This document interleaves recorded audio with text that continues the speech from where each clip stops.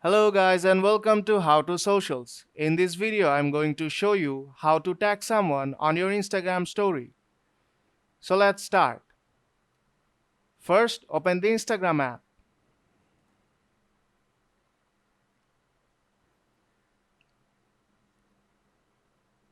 Now tap on your profile picture on top left corner to add a story.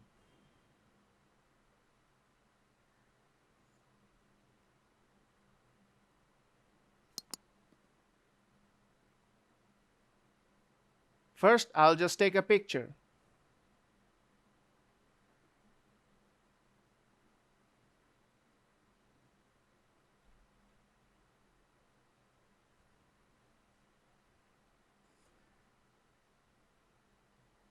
Now to tag a friend, tap on the text option on top right corner.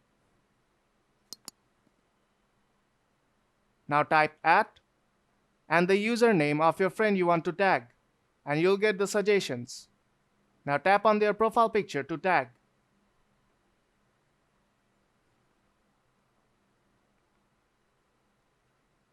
And tap Done. You can resize it and place it anywhere.